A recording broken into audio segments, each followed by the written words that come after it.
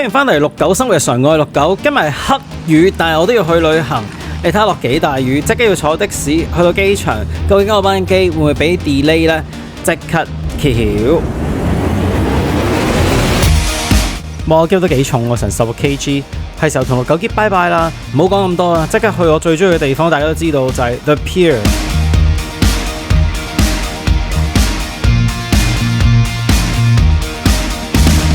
攞咗杯香檳，攞啲嘢食，係時候 relax 下，希望可以順利上機啊！不過情況睇嚟唔樂觀啊，出邊嘅雨越落越大，由黃雨轉紅雨，再轉黑雨，再轉紅雨，再轉翻黑雨啊！已經 delay 咗個幾鐘。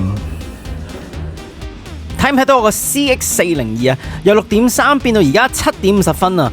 咁我差唔多準時咧，我就去登機啦。因為我由咧65號要行翻去4號嗰個閘口啊，因為佢個閘口不停更改。幾經辛苦行到嚟盡頭嘅盡頭，而家要去到4號閘口，唔知登機未呢？已經翻嚟一開頭嗰個起點，咁遠嘅喂，呢個4號閘口到未啊喂？喂，大佬，4號閘口係最篤嘅大佬。而家係改咗8.9啊，咁點算啊？未登得機咧，我諗住去個 The Deck 度睇下。The Deck 咧係喺完全另一邊嘅 opposite 嘅，叫做玲瓏堂。由入口一入嚟咧，呢度已經睇晒㗎啦，好細啊！之前咧我拍 IG Reels 都拍過啦，你哋想睇就自己去睇啦。咁啊，出邊有啲戶外位咯，呢度特別嘅地方就係即係好似好超咁樣，你望住個機場個頂。跟住你就喺度食嘢，好多 so call 嘅戶外位。而呢邊望過嚟呢，就有好多吧台，因為呢都好 full 啊，所以我唯有都係坐吧台位，望住呢個景 hea 一陣，攞嘢食先。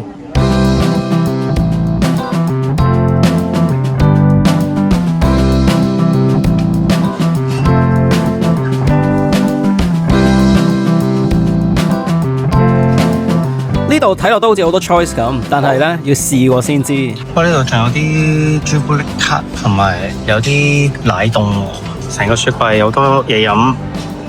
Once again, we're very sorry for the delay to your journey today. Sorry 都冇用啊，唯有飲杯香檳安慰一下自己。啲嘢食可以再熱啲啦，無論係個雞同個 wrap 咧，都係好睇唔好食嘅。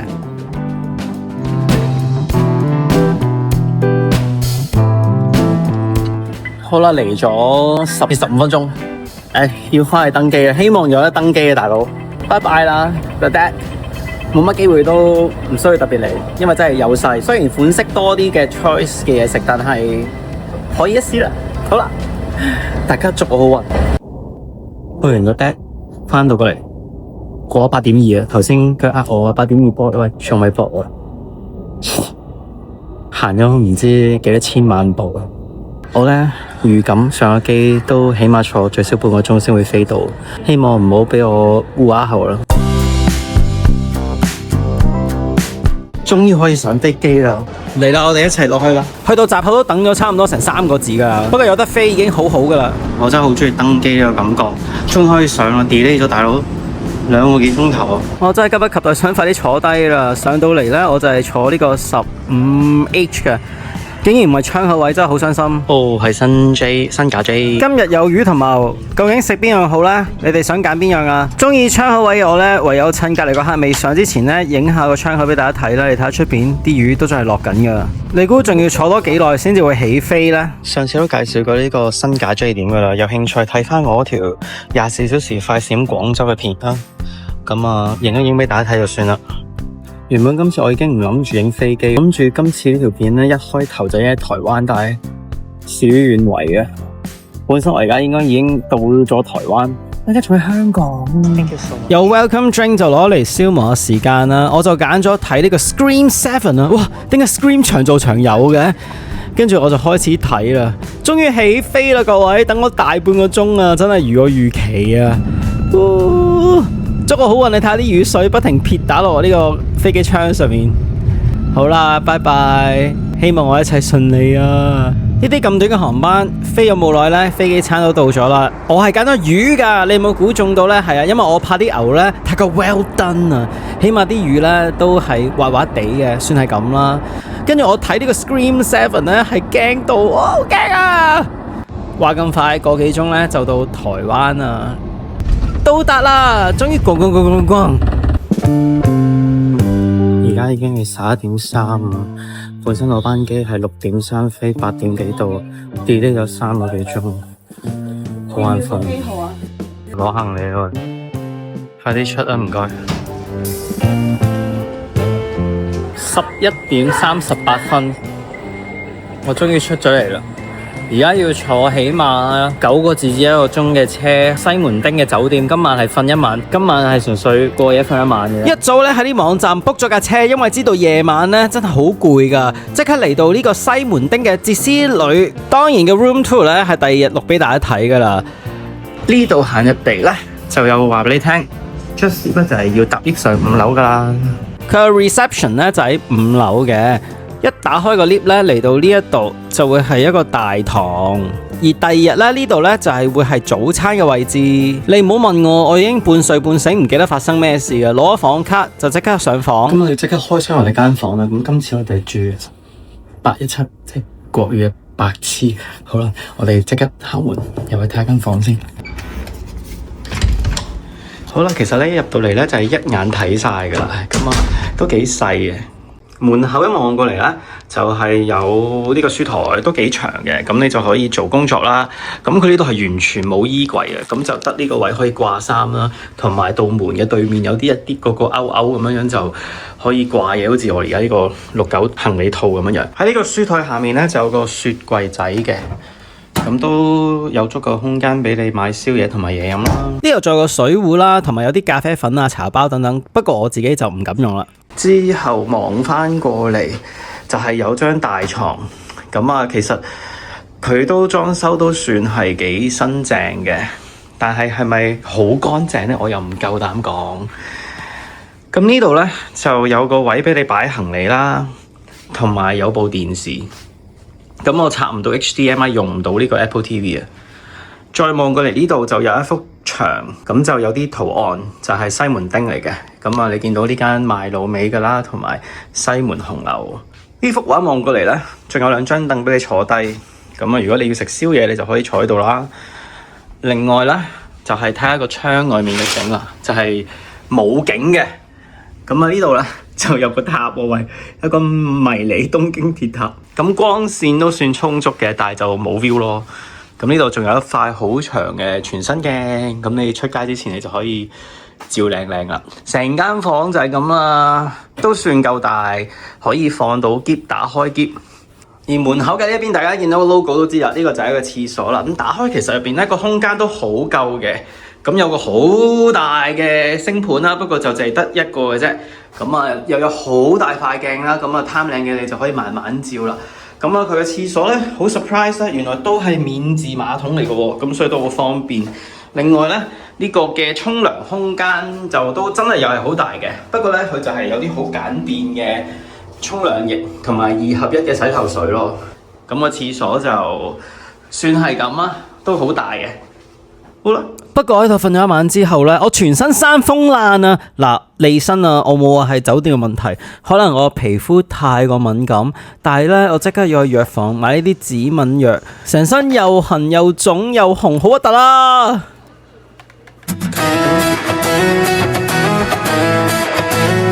琴日嘅 lobby，咁啊而家就變咗個餐廳，哇！比我想象中原來都大同埋多嘢食啊！我哋即刻睇下咩食先。咁一入到嚟咧就有麵包區啦，咁啊都係方包啊，嗰啲叫咩包？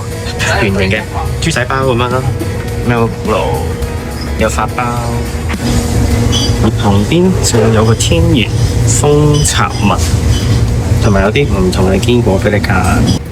望過嚟熟食區咧，就有 bacon 啦，有味噌嘅豬肉啦，有烤雞，有蒲燒鯛魚。有炒蛋，有西亞德，有啲菜啦，白飯、白粥、水煮蛋、豆腐麵豉湯，同埋咧，哇，今日端午節喎，好應節啊！有迷你粽。再過嚟呢邊咧，就會係呢啲沙律區啦。咁有好多唔同嘅配料同埋咧有啲沙律菜，上面咧就有啲水果，同埋有啲冷盤同芝士嘅。咁成個自助區就係咁樣噶啦。中間有個 island 咧，就係攞啲餐具啊、jam 啊，同埋啲 sauce 咁樣嘅。哦，原來呢度咧仲有啲唔同嘅果汁啦、奶啦、豆漿都有喎。一陣間攞杯豆漿先。咁隔離咧仲有啲 cereal 啦，同埋有啲 yogurt 嘅。呢度有一個好大嘅西門町嘅地圖。咁我哋呢間酒店就喺呢度，然之後西門町上面咧就係大道情。由於個朝早都好多人㗎，所以唯有面壁思過對住呢塊鏡食早餐啊！咁端午節咧就有呢隻粽啦，即係粽咧好似我買俾我啲狗嗰啲，個外形好似有啲似鹼水粽咁。加咗之後咧，中間係有餡嘅，睇唔睇到啊？即係我以為佢就咁一嚿飯，但係都係有餡嘅，都好啊！端午節快樂！正常粽嚟喎 ，OK 喎，幾好食。再買嘅先。食少少好啦，因為都要準備翻去執篋咧，去我哋下一個地方就係我哋下一間酒店啊。其實全程我拍呢個早餐嘅時候咧，都係忍住痕冇拗噶，所以咧我呢間酒店下一次我真係未必會翻嚟。不過佢都算真係好靚，同埋早餐好好食。每個人嘅體質都唔同，可能真係我嘅問題啦。由於時間關係咧，個套就暫時唔笠住，我哋而家咧要即刻出發去下一間酒店，係我哋嘅主菜啊！期待已久。好啦，拜拜啦呢間出先，拜拜拜拜拜拜。其實琴晚咧我都瞓得唔係幾好啊，唔單止痕啊，而且咧都真係太攰啊。但係呢度架車咧竟然有線條狗，都 cheer me up a little bit。終於到啦，就係呢一間啊！我哋終於擺脫咗板橋嘅 Hilton， 試新嘢啦！我哋就係嚟咗南港站，要試呢間佢讀 Grand High Line 定 T Line 啊！好啦，我哋 check in 先。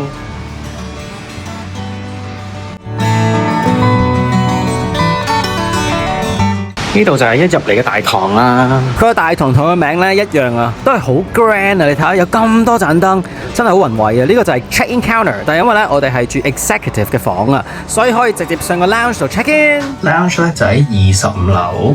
呢個就係佢個入口啦。我哋入去望下咧，佢個環境都算幾靚嘅。雖然比想象中咧係細咗少少，但係如果唔係太多客嘅時候咧，都應該夠坐嘅。我哋而家咧喺個 lounge 度 check in 咧。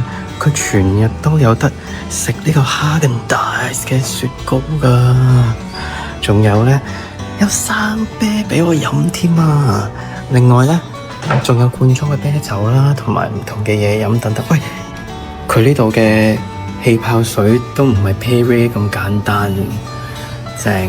中意飲生啤嘅我又點會放過呢個機會啊？佢呢個竟然仲要係日本嘅麒麟啤酒嚟㗎！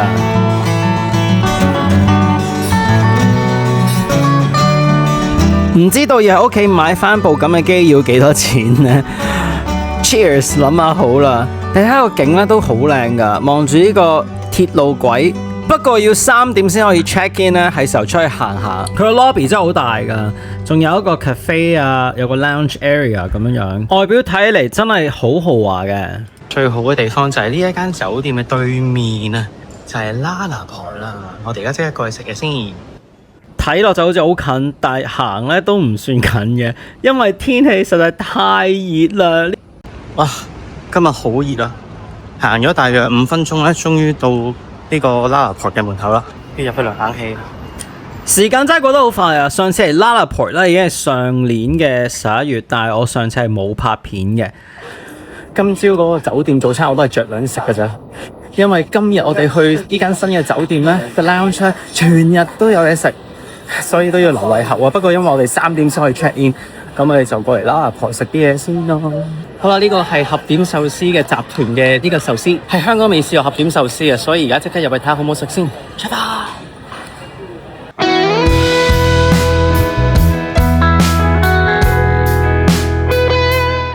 都係用 iPad 嚟叫啦。好啦，叫嘢食先。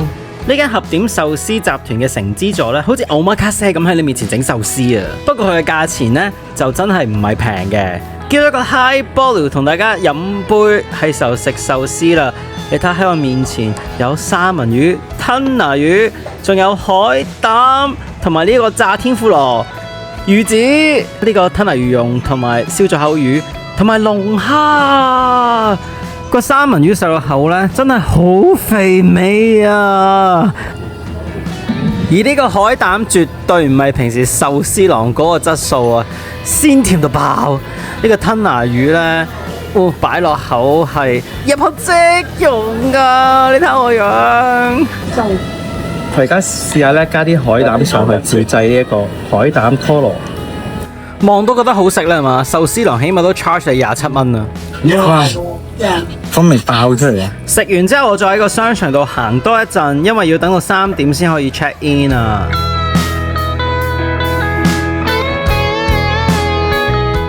返到酒店去翻個 lounge 嗰度咧，啱啱好咧就係佢嘅下午茶時段。哇！佢呢度咧下午茶都算好似有幾多嘢食㗎喎。而家下午茶時段有啲小菜，同埋有個三文治，有啲水果，同埋有macaron， 我中意 macaron， 同埋有啲頭先都有嘅少少餅乾。再望下呢個熟食區，呢邊仲有麥樂雞同埋薯條。同埋呢個台式葱餅，哇！佢仲有日式咖喱添，哇！同埋有一個開胃小菜，係咪蛋嚟嘅？呢邊咧仲有啲沙律菜，哇！有港式點心喎。講咗咁耐，係時候要飲啖啤酒啦，脆嘅喎。香。端午節咧，頭先啱啱加啲粽，好應節啊！呢隻大過今朝早餐嗰隻好多，不過味道就唔知 O 唔 OK 啦。邊冇乜餡喎，反而今朝有呢隻，睇住冇餡呢種，但係好食。有啲豉油、有啲糖嘅時候可以攞啲沙田點嘅。食完就係時候入房 room tour。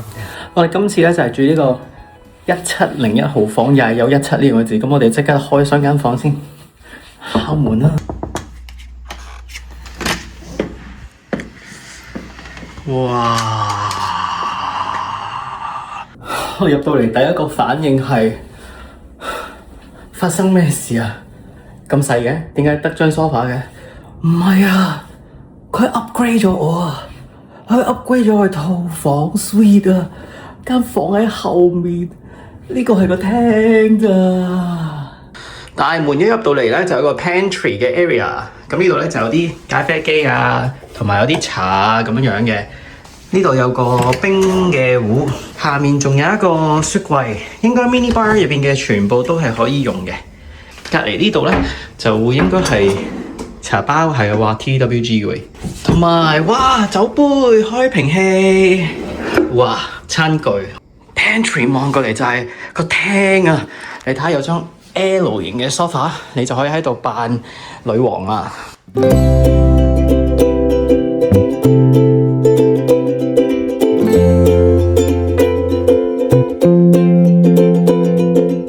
然之後咧，有個好靚嘅落地玻璃，睇開嘅觀眾都知道我係好鍾意落地玻璃嘅。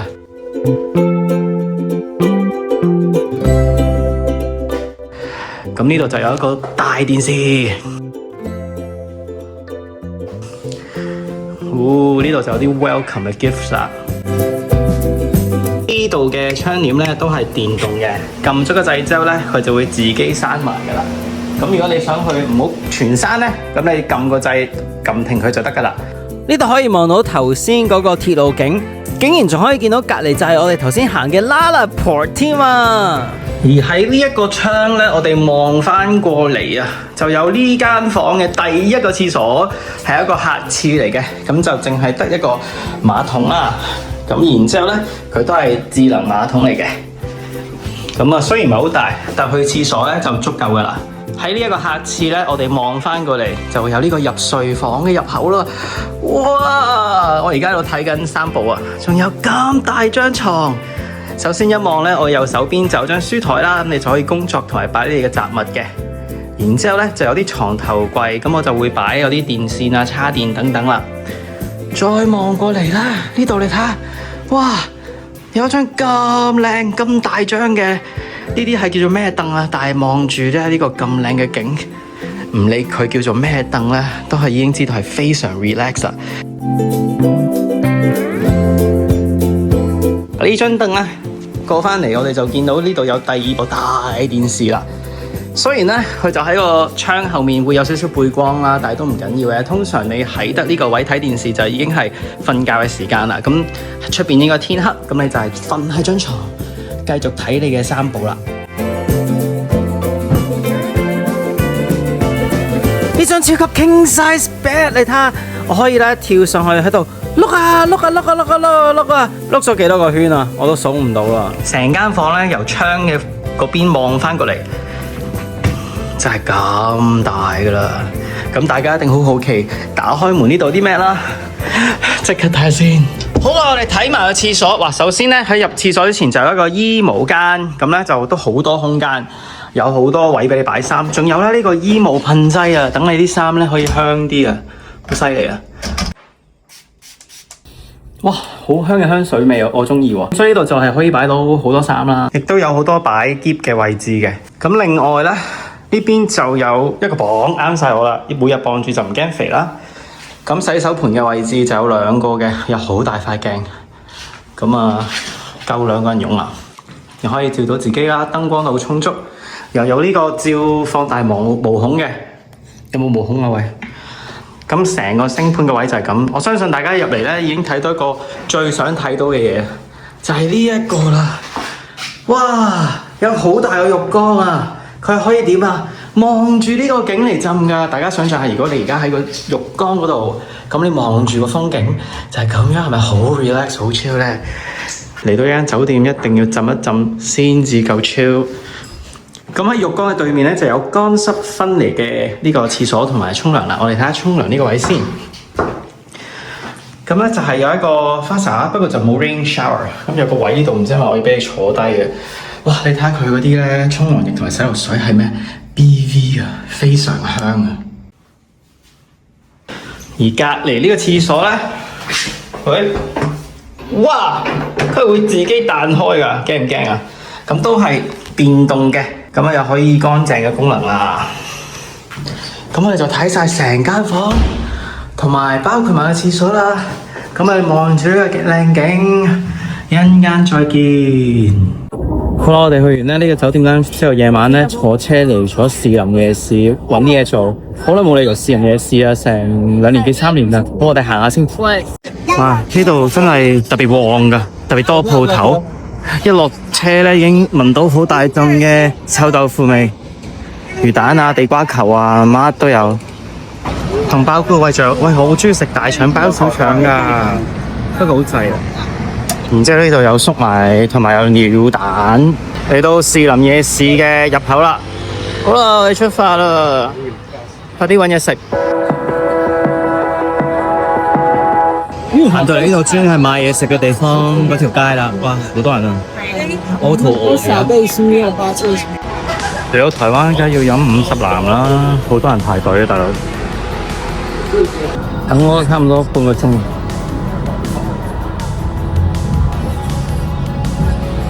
然之後我都想食臭豆腐，就揀咗呢間鋪頭。哇！你睇下幾多油，佢咧係有2款唔同嘅臭豆腐啊，烤同埋炸，都係60蚊一份。試下有冇食先？幫我食一啖。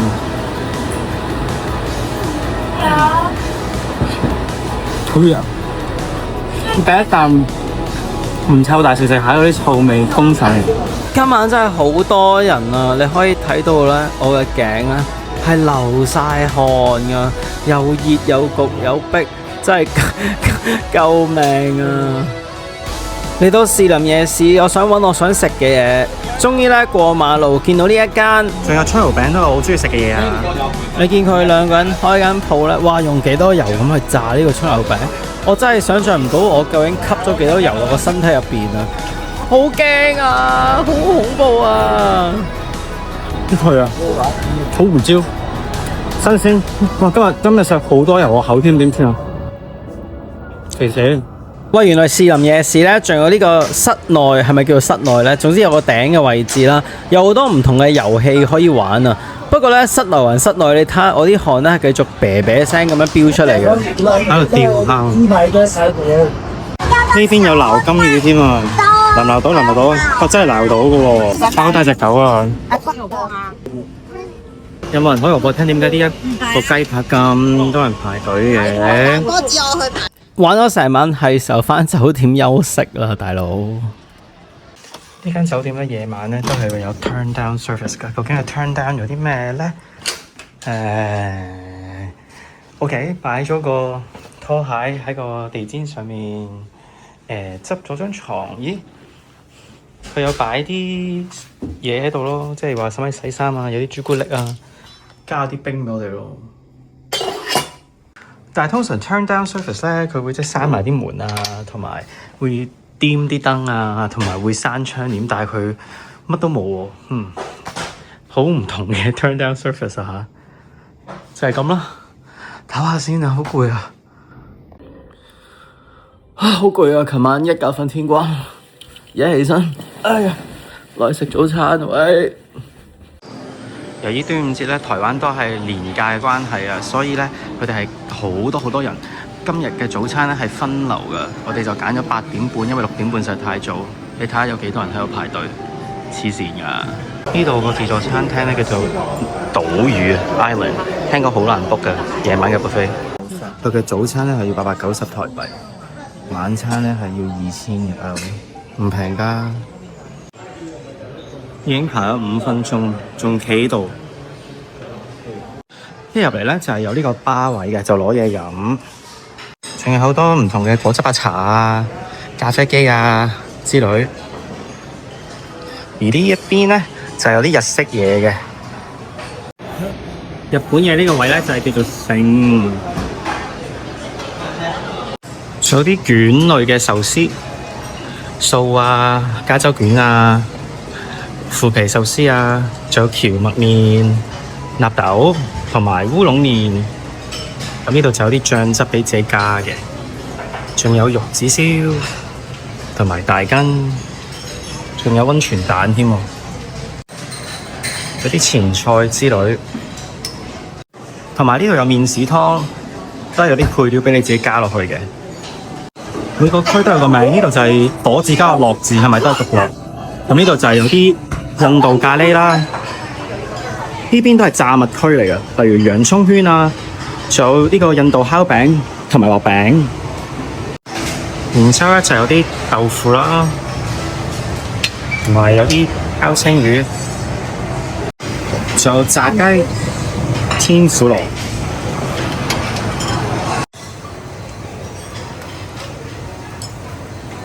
呢度咧就有啲豆漿，咁你可以加啲油炸鬼啊，同埋咧將佢變做鹹豆漿嘅佐料。呢個區咧就叫做膳嘅，就有好多唔同嘅熟食啦。呢邊咧就可以整唔同嘅湯麵，鴨肉湯麵，仲有牛肉清湯，同埋現做嘅飯團。呢邊就有啲台式嘅熱葷，例如呢個咧就係熱豬夾肉，仲有啲東坡肉啦，仲有蒸魚、苦瓜同埋炒時菜嘅。仲有個肉燥炒米粉，同埋香菇赤肉羹。呢邊仲有一堆包，例如可以自己整刮包啦，用嗰啲東坡肉。呢個區咧就係叫做鮮嘅，咁就有啲 cereal 啊，都所剩無幾啊。仲有啲唔同嘅果汁啦，同埋 yogurt 嘅。咁呢度就係自己筆嘅 yogurt 啦。呢度咧就有啲沙律菜嘅。呢度咧仲有唔同嘅乾醬啊，係咁樣嘅。有個水果沙律啦，同埋呢個好 cheap 啊，大佬，你俾啲煙三文魚我啦，仲要切碎佢撈落啲冷麵度，真係好 cheap 啊！呢度就有啲 cheese 嘅，好彩有我中意嘅 brie 啦，仲有啲 cold cut。咁呢個區就係咁啊。呢邊嘅麵包區就冇名嘅，咁都有好多唔同嘅選擇。但係因為我唔係太食 part 嘅關係咧，有幾多都唔關我事啦。酸種麵包都有啊。仲有好多新鮮嘅水果俾你揀。呢個區咧叫做隻啊，咁呢度就有皮蛋瘦肉粥。望過嚟呢度咧就有南瓜湯，同埋有啲蛋啊、腸啊、豆啊，仲有龍蝦堡、煙肉、French toast 同埋 waffle 等等。佢都有唔同嘅餡啦，不過你睇下，又係俾人攞晒啦。咁呢度有啲薯仔啊，同埋水煮蛋。呢個係 lounge 都有嘅青松餡餅同埋酥炸薯餅。呢度嘅自助餐咧係呈一個長形嘅設計，我就覺得非常唔方便啊！因為咧我而家好似行馬拉松咁樣啊，我仲要坐到喺餐廳嘅門口，所以咧每次攞嘢食咧都要行啊行啊行啊行啊行啊！我諗喺度來來回回攞嘢食咧，一日已經可以儲夠1萬步啦！你睇下行嘅都行唔完，非常唔方便顧客攞嘢食啦，咁所以咧就會導致成個走廊咧成日都會塞住好多人。你睇下，我而家一度講一度行。到未啊？到未啊？係未到㗎，仲未到㗎，仲未到㗎。我哋而家翻嚟呢個吧台位置，去翻大門口咧嗰啲座位嘅空間。我哋睇下條隊咧消化咗未先？係未㗎，仍然係排到去呢口位置啊！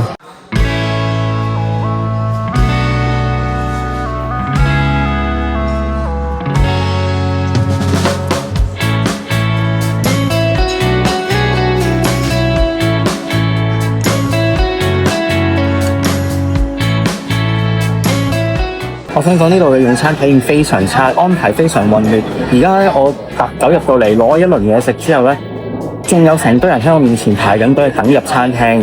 佢咁樣分咗兩輪咧，枱又執唔切，嘢就整唔切，好多嘢出到去咧都係冇啊。跟住咧，你全部係要同人爭。即係頭先仲有少少同人口角，因為張枱咧我放低咗啲嘢，跟住有個人我攞完啲嘢翻嚟嘅時候咧，有2個人坐咗喺度話張枱係佢啊。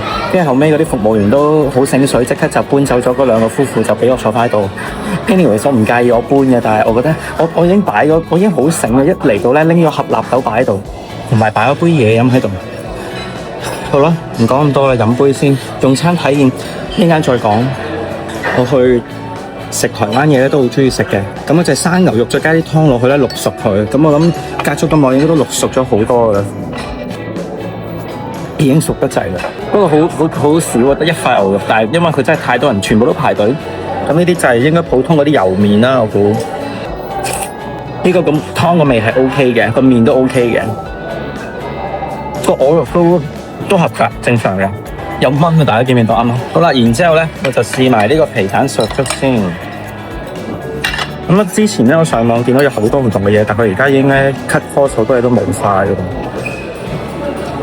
好味㗎，不過可能我中意廣東粥多啲，稀少少多少少，佢呢度好澀。呢咧就係食我最中意嘅納豆啦，你睇下拉晒絲就係我最中意嘅納豆怪味，我中意。我中意食怪味嘢嘅嘢，芫茜啊、皮蛋啊，嗰個怪味嘢我好中意食。啱啱經過見到佢新鮮出爐，即刻又要同人哋搶。好咯。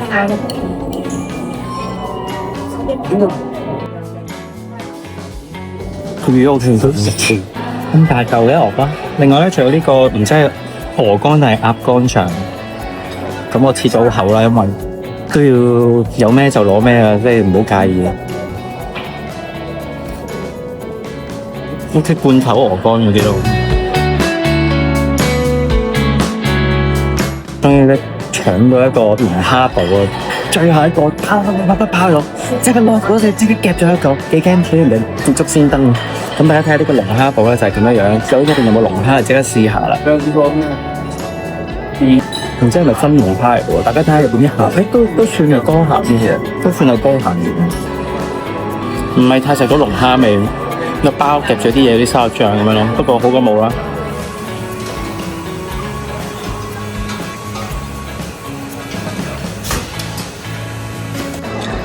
終於攞到飯團啦！但係你估下呢個飯團係有幾大嘅？哇！係我手指公咁長啊！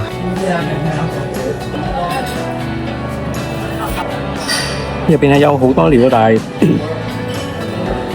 係啲油炸鬼都已經唔脆啦，有啲肉鬆，有啲酸菜咁樣咯。我寧願去翻永和豆漿好過。而家9點55分啦，終於係最後2台嘅客，仲未入到㗎。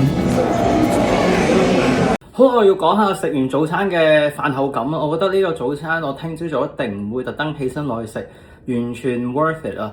我見到最後9點50幾分入閘嘅嗰啲食客咧，一坐低就要真係跑出去攞嘢食啊！跟住然之後剩翻嘢食咧，好多都已經唔會再 refill 啦，真係入嚟食。就算唔係都係廚餘啦。呢間酒店收嘅價錢唔平，但係啲嘢食質素其實款式又唔算特別多，整體嘅服務真係好差，冇 mark 位啦。佢分開咗2個時段，但係佢點樣 make sure 8點半之前嗰啲人係會走咗呢？唔夠位坐啦，爭咗翻嚟好食都算啦，但係爭咗翻嚟係好睇唔好食。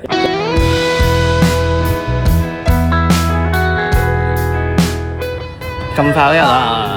琴日乜50藍，今日我哋咧買啲奶茶就買呢個清心福全。好，買完奶茶我哋就去睇夜市啦。清心福全隔離就係50藍，點解50藍咁多人排隊，但係呢個清心就少啲人嘅？有冇人可以加入到啊？喂，好多人喎喂，多人到行唔到喎喂，點搞啊？一入嚟呢度就有啲冬瓜茶啊，就有啲牛扒啊，胡椒餅喺對面。好啦，行啦。哇，逼過係遊行啊喂！如果呢個世界有一個叫做饒河夜市地獄嘅話呢，我即刻要有信仰，因為我唔想喺呢度輪迴。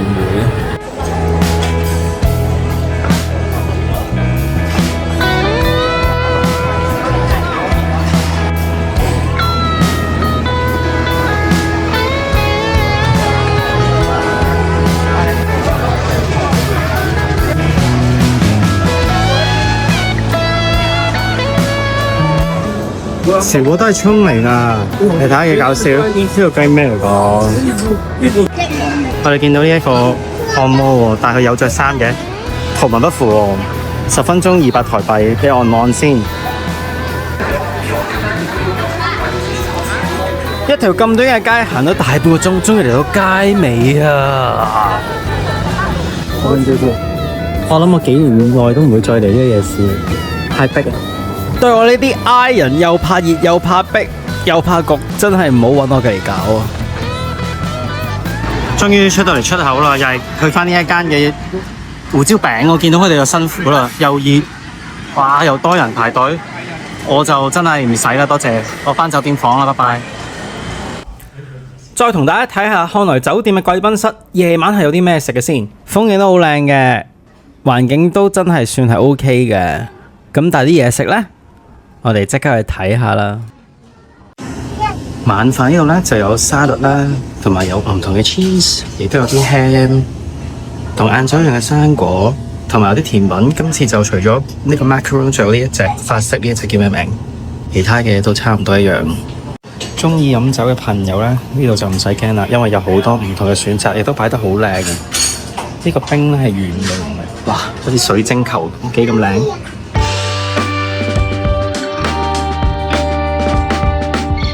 呢邊呢都係一樣，同晏晝又係麥樂雞同薯條啦，仲有呢個葱嘅煎餅，有白飯。晏晝都有嘅咖喱豬，而個湯呢就嗰一道粟米濃湯嘅。呢度呢就有一個照燒雞腿，哇，又係嗰啲粽。然之後呢度就有個意大利麵，好似幾吸引。豬肉泡菜。佢呢度嘅氣泡酒係 Moscato 啊，係一個白酒呢，好甜啊！真係唔係太啱我嘅 taste， 我飲咗一啖之後就冇乜點飲過，真係麻麻地。好甜。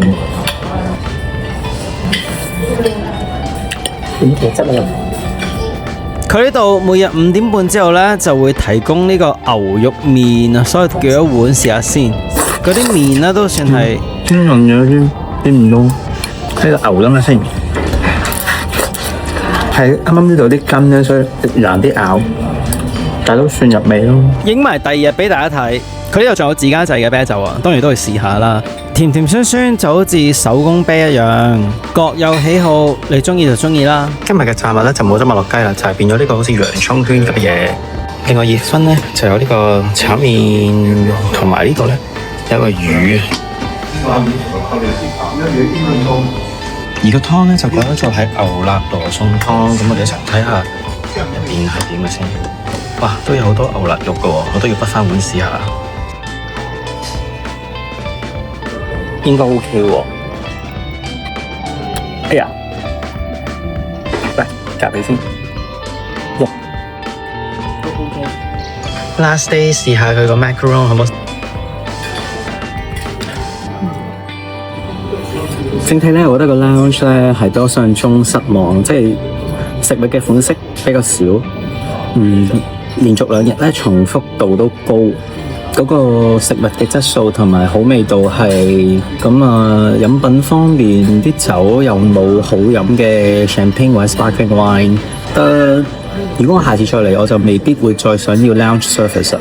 同埋咧，佢哋做嘢好慢啊，執枱又慢啦，所有都慢啦。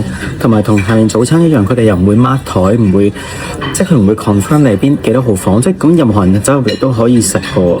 如果10分滿分 overall 成個 lounge 嘅體驗，我會話係6分。今日決定唔去酒店自助餐，我自己買呢個永和豆漿。講真，拍得片都攰嘅，所以我就冇齋拍片。不過你見到呢啲片段，係咪都覺得好好食呢？臨走之前，梗係要浸個肉先對得住自己啦。咁快就要 check out 啦！呢間酒店 overall 嗰間房真係好正，不過飲食方面有待改進，可以再好啲咯。以呢個價錢嚟講。好啦，我中意呢間房啊，太大太靚啊！多謝你哋嘅 upgrade 啊！我應該都未必會咁快返嚟住第2次啦。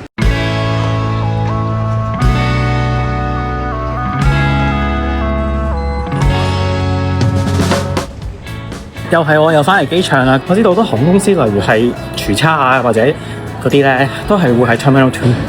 但我通常因為我係 CX 喎，係可以行過去 Terminal 2。我而家就想過去睇下 Terminal 2有啲咩嘢啊！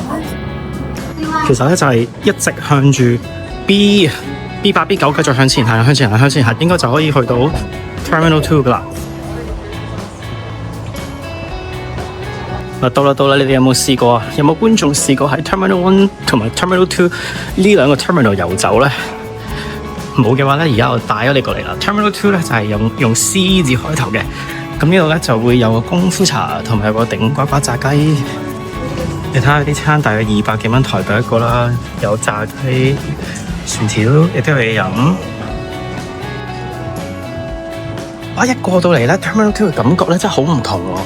因為咧 Terminal 1咧就係比較低樓底啲啦，同埋比較窄啲、暗啲嘅。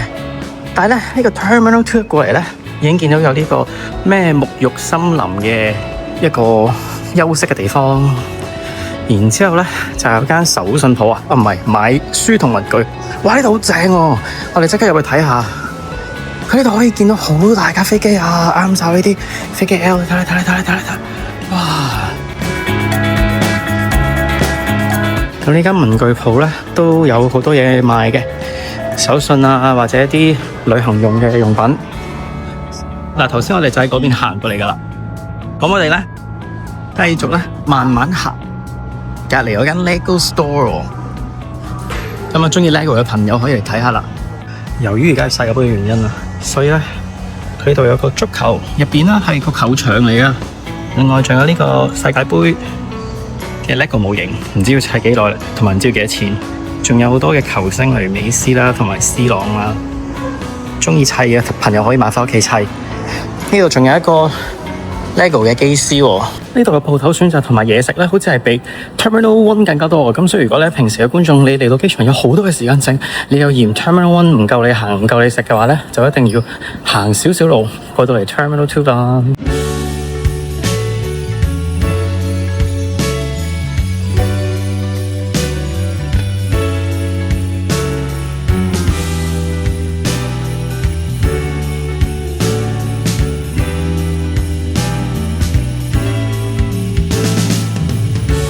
而且咧佢呢度好多登機閘口咧都係有主題好有特色，咁所以如果你哋話想嚟打卡同埋影下相咧，都可以過嚟行下。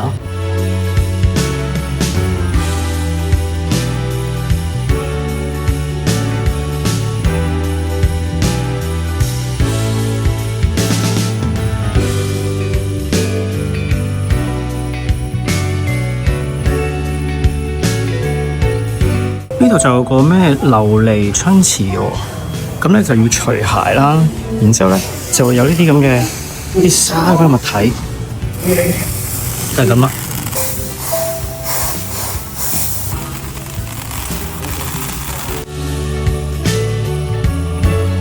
好，呢個就係 Terminal 2嘅盡頭啦，C10就係最後一個候機室。咁啊呢邊真係好新奇，我第一次過嚟呢邊嘅啫，係咪好大鄉嚟？唔好怪我。